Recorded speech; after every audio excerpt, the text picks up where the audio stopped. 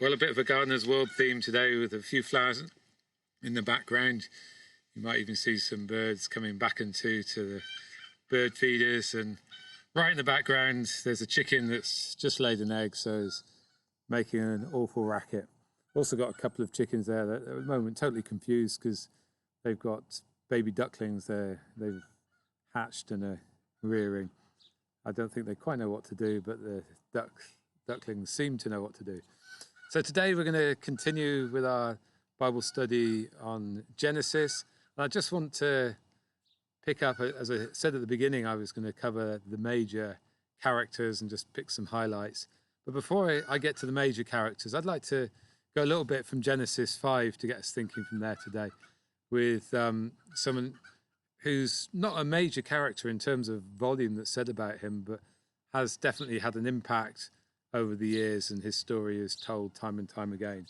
Now, if you look at Genesis 5, it's a sort of chapter you might well jump over and go to the next bit, because it's a genealogy. Most of it's just a list of names, and so and so was had this child, had that child, and it's the sort of thing that you can brush over. But I just want us to stop for a moment, because there must have been a reason that God felt it was important to put that there. And then you tie in today the fascination that there is about family trees and people trying to discover their family trees. And have they got someone famous in their family tree? Have they got someone infamous in their family tree? There's TV programs about it, and many people have put a lot of effort. And I know for my family tree is very well documented, as over the years that, going back all my life really, there have been people that have taken time to, discover and write things down and create quite an interesting, diary of family history and list of family history. And my gran, as part of that, kept very detailed diaries.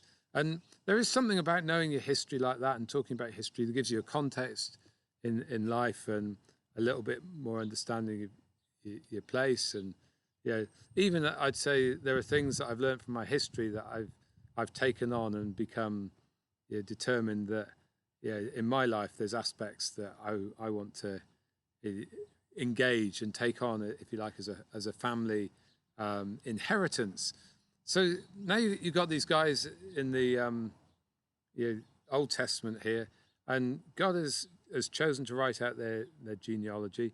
And you'll find that through the Bible, genealogies come up time and time and time again, right through to the New Testament, where there's genealogies that actually tie Jesus right back into Adam and Eve, which is phenomenal. But when you look at the genealogy, really all you get is the outline.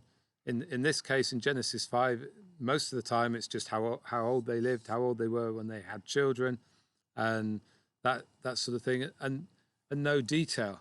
And yet every single one of those people would have had some impact through their lives.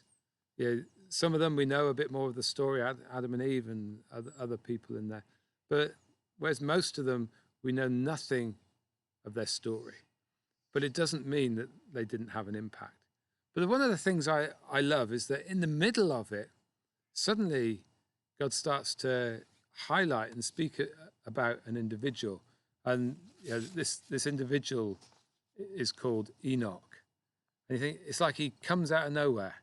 And it says this, that Enoch, he walked with God.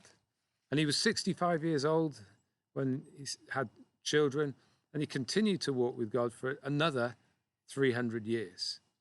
And then it says this, and this is the bit I think that catches people's imagination, is that he walked with God, and then God took him and he was no more. And it leaves a lot to the imagination, but you feel like suddenly God's hand came and said, "You're going to walk with me like that, son? Come through into the heavenly realm." And I think it speaks a number of things. It reminds us that even though sin has come and caused the damage that it did and caused that separation that it did, it's a reminder that even in the Old Testament, the veil at this point was very thin. For us, there is no veil because Jesus came to break the veil and Jesus came to provide us access into the heavenly realms.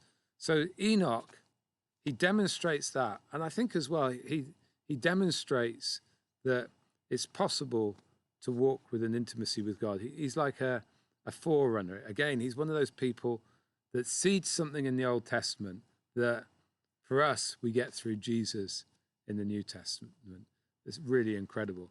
When I look at Enoch as well, I just love the fact that he's not a major player in the sense that there's no big story when we come on to Noah, Adam, Abraham, Isaac, Jacob, Joseph. They've all got big stories, and we're going to struggle to pick up all the bits of those stories. And in fact, we won't even try. We'll just pick up some significant points.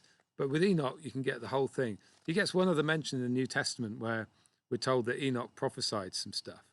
There's nothing written in the Old Testament about that prophecy, but in the New Testament it says he did. And it's like in the New Testament, carried along by the Spirit, the writer, when he wrote, was able to see something that Enoch did when he was on earth. But Enoch comes into a band of characters throughout the Bible that, though they're not major players, they still leave a legacy. One of my favorites of those is a guy called Benaniah. He's one of the mighty men in the Bible, and he's described as one of the mighty men. But when you actually see what he did, the thing that just appeals to me, and I will always remind myself of, he was the guy that, it was a snowy day, those days when there's nothing going on, you don't want to go outside. And it's like he had to do something that demonstrated the faith and the energy and the warrior spirit that was within him. And so what did he do? On a snowy day, he went down a pit and wrestled a lion. And again, there are a few other bits about Benaniah, but there's not a lot about him. And yet he's in there.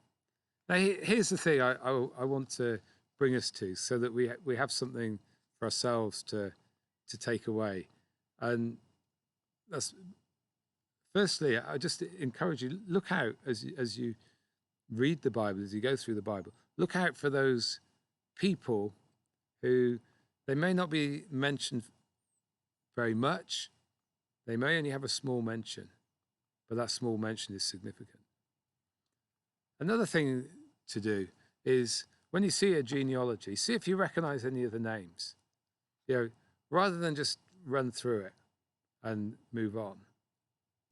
Stop and go, that person comes from there, somewhere else in the Old Testament. If you look at the genealogy of Jesus, it's just full of people that, some are incredibly successful, some have made a mess of things, but you realize that the genealogy of Jesus embraces all types of people.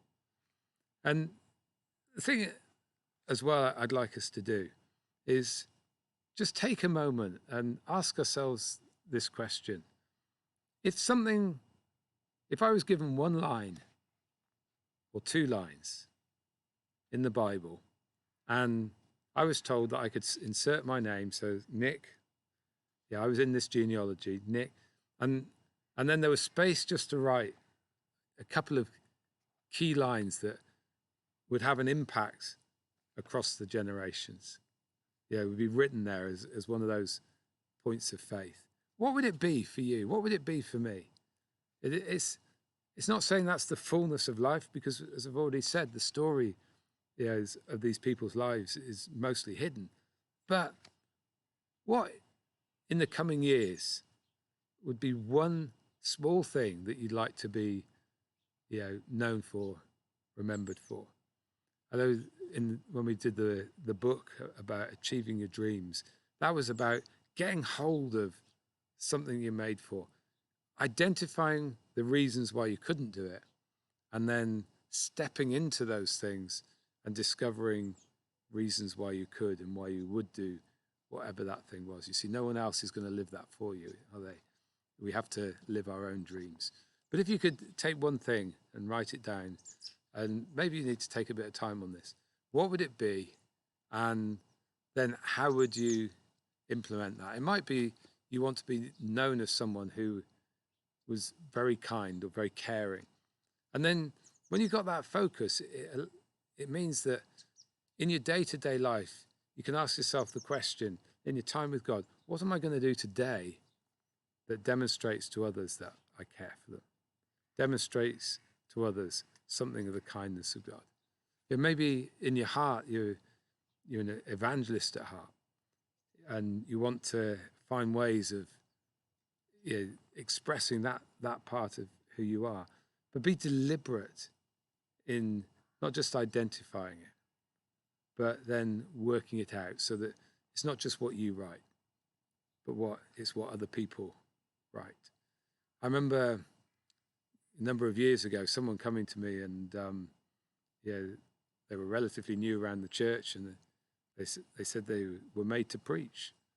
And I said to them this, I said, and I had to be an inspiration of God in the moment. I said, that's great. I said, this is the criteria. I said, it's when other people start to tell me what you carry. It's not when you tell me what you carry. It's when other people tell me what you carry and the impact that you have in their lives. Then I know that you're carrying something that can have a wider impact on people. And that's the thing. We want something that we carry in our hearts, that we express so many times, other people start to say, that's what they carry. That's how people appeared in the Bible. They got known for something. Enoch was known for walking with God. Benaniah was known for going down a snowy pit. What were you, and what will you be known for? One thing. Have a think, and have a great week. Bye for now.